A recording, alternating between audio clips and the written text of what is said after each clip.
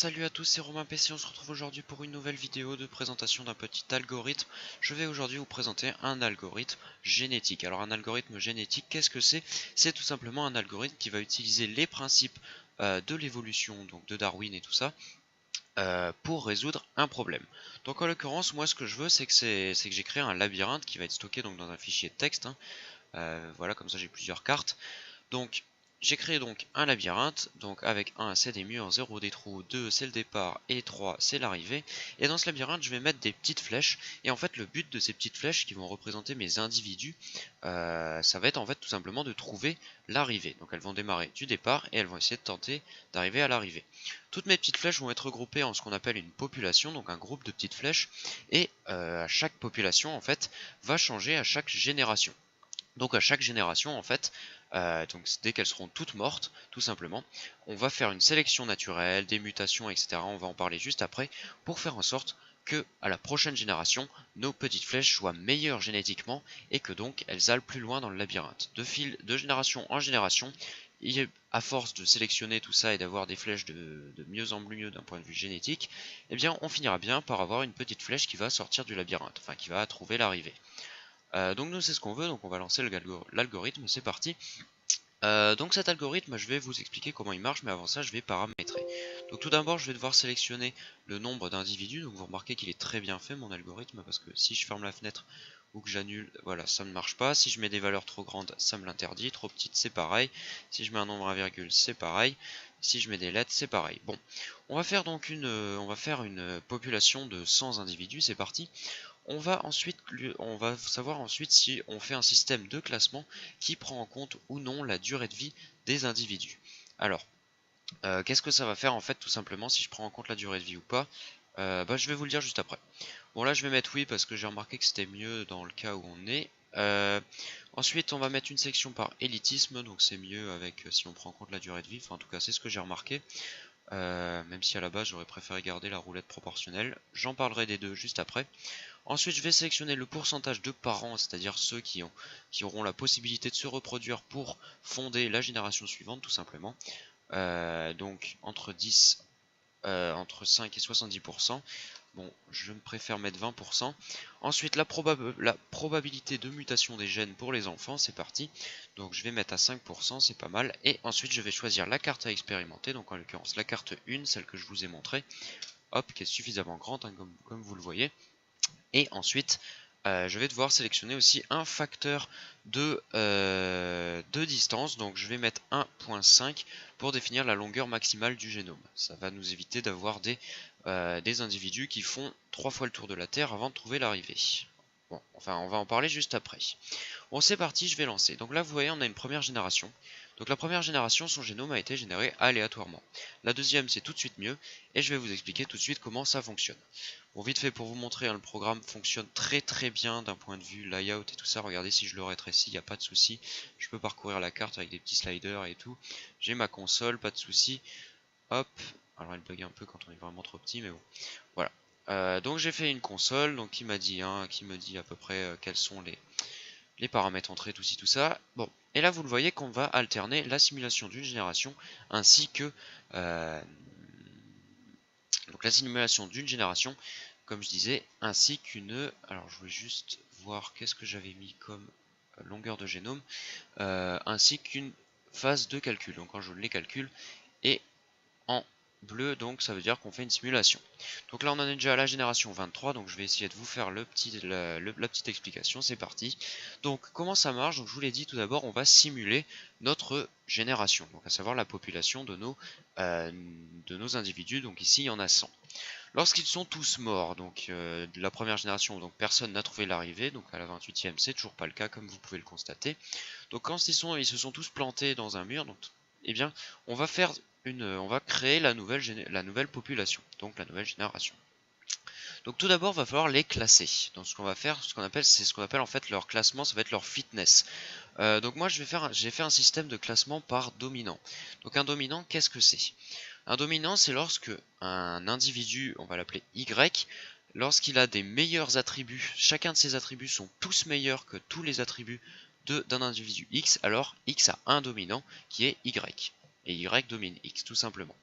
Alors, en l'occurrence, comme tout à l'heure, comme je l'avais mis, j'avais pris en compte la durée de vie. Donc un individu est meilleur en durée de vie s'il a une plus faible durée de vie. Pourquoi? Parce qu'en fait, s'il a une durée de vie, donc ça veut dire aussi qu'il s'est mangé un mur très rapidement, c'est possible aussi, mais sur deux individus qui sont allés très loin, celui qui a une durée de vie plus basse, c'est celui en fait qui a mis le moins de temps à se manger le mur très loin. Donc ça veut dire que celui qui a une durée de vie plus haute, en fait, il a fait plein de petites vibrations là comme il fait, c'est-à-dire qu'il est allé dans tous les sens avant de trouver sa trajectoire. Ensuite, la distance. La distance à l'arrivée, ça va être mon deuxième critère qui lui est pris dans tous les cas. Autant la durée de vie, on peut mettre un paramètre pour le sélectionner oui ou non, mais la distance, non. La distance est choisie dans tous les cas. La distance, donc si elle est plus faible, la distance avec l'arrivée, si elle est plus faible, ça veut dire qu'on est allé plus loin dans le labyrinthe, enfin qu'on s'approche plus de l'arrivée, donc elle est meilleure. Donc les dominants, ici, ça va être un... Donc je vais en fait compter le nombre de dominants de chacun de mes individus, donc de chacune de mes flèches. Donc un individu a au moins, enfin a un dominant lorsque ce dominant a une distance à l'arrivée plus faible que ce premier individu, ainsi qu'une durée de vie plus faible que ce premier individu, tout simplement. Bon, ensuite qu'ils ont été classés par dominance, donc on leur a attribué un rang, donc c'est par tout simplement en fait ceux qui ont 0 dominant, ils vont être rang 1, ceux qui ont du coup un dominant vont être rang 2, etc. Tout simplement. Du coup il y a des ex-aequo au niveau du rang.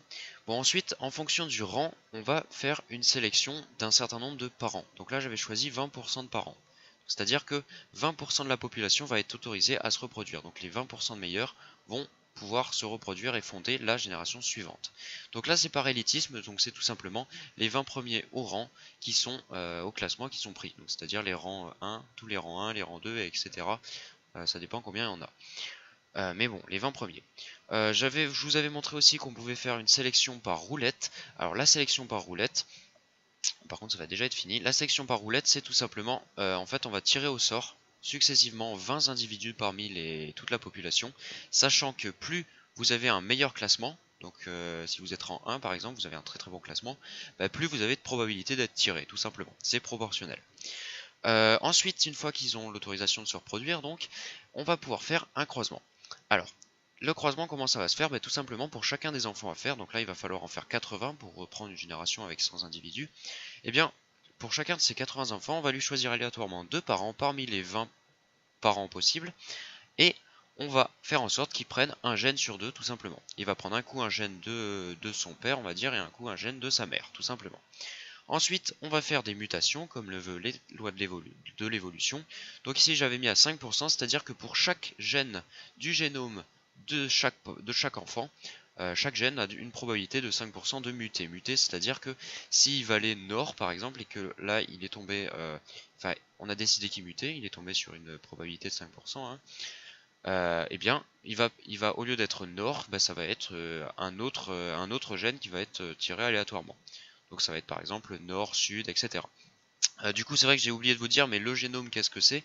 Mon génome en l'occurrence ici en fait ça va être tout simplement une liste des trajectoires que doivent prendre successivement les petites flèches. Donc à savoir ça va être par exemple ici on va avoir nord, sud, nord-est, sud-ouest, ouest-ouest, etc.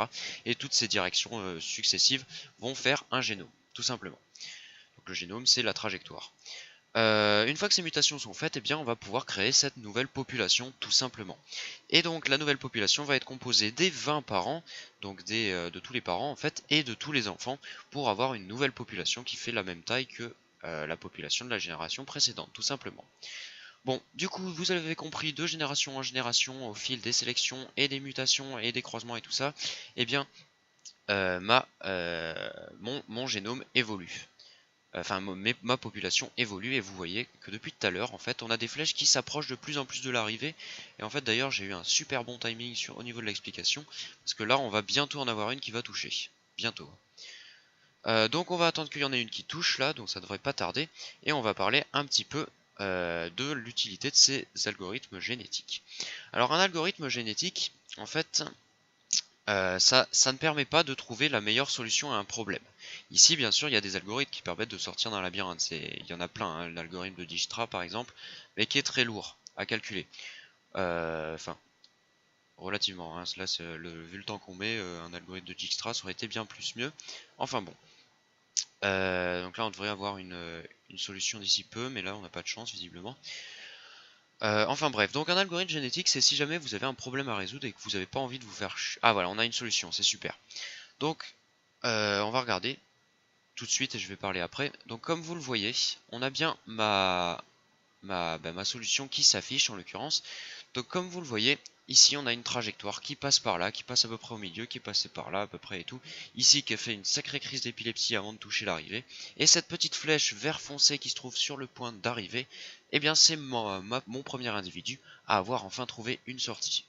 Donc j'ai ma petite conclusion, donc pour 100 individus dont 20 parents, ce qui fait 20% de la population qui sont des parents, avec donc avec la durée de vie qui est prise en compte, une sélection par élitisme, une probabilité de mutation de 5%, une longueur de génome de 120 et une carte de 40 par 40, il aura fallu 111 générations pour trouver la sortie de ce labyrinthe, tout simplement. Bon, du coup, je reprends mon explication, ça y est, l'expérience est terminée. Alors, un algorithme génétique, comme je le disais, c'est si vous n'avez pas envie de vous embêter à créer un programme très compliqué pour trouver une solution à un problème. Donc ici, le problème, c'est trouver l'arrivée en partant du départ dans un labyrinthe, tout simplement. Eh bien, vous pouvez utiliser le système d'algorithme génétique. Ce qu'il faut juste retenir sur le système d'algorithme génétique, c'est qu'il ne va pas vous permettre de trouver la solution parfaite. Il va vous permettre de trouver une solution. Donc en l'occurrence, pour sortir de ce labyrinthe, il y a une solution qui existe, c'est de faire cette trajectoire qui est un petit peu bordélique sur la fin. Mais vous doutez bien qu'il y a une solution bien plus simple, qui est de prendre vraiment au plus court, de ne pas faire les petits virages là, de passer ici, par là, hop, suivez ma souris, passez là et hop, direct au but. Mais là, vous le voyez que mon algorithme est très performant, enfin très fonctionnel, j'ai plutôt envie de dire, parce que il a trouvé une solution. Donc ça marche très bien. Par contre, vous le voyez que quand j'ai lancé ce programme, je lui ai demandé de créer, une quantité, je lui ai demandé de paramétrer un paquet de choses, tout ce qui est, est-ce qu'on prend une sélection par roulette, par élitisme, la probabilité de mutation, les longueurs du génome, etc. Voilà, donc c'est vraiment pour vous dire qu'en fait qu'un algorithme génétique, c'est les algorithmes les plus souples au monde. C'est-à-dire que pour un algorithme génétique, vous allez pouvoir mais faire l'algorithme que vous voulez quasiment. Donc le principe, ça va être toujours ça, mais vous pouvez faire ce que vous voulez, c'est-à-dire que vous pouvez mettre autant d'individus que vous voulez, faire un nombre de parents autant que vous voulez, la durée de vie, prendre en compte des critères ou pas, le système de sélection, ça peut être un autre système de sélection, ça peut être un autre système de classement avec des formules, ce que vous voulez. La probabilité de mutation, c'est pareil, vous pouvez faire comme vous voulez. Pareil, la nouvelle population, vous n'êtes pas obligé de garder les parents, vous pouvez choisir de mettre un peu moins d'enfants ou plus d'enfants, ou alors que des enfants, enfin 50% de parents. Voilà, c'est vraiment comme vous voulez. Et en fait, j'ai envie de vous dire après, si vous ne trouvez pas une solution, si par exemple là mon algorithme avait mis 3 plombes à sortir du labyrinthe, je me serais dit, j'ai peut-être pas mis les bons paramètres, donc peut-être que je serais repassé sur un système par roulette proportionnelle plutôt que par élitisme. Voilà.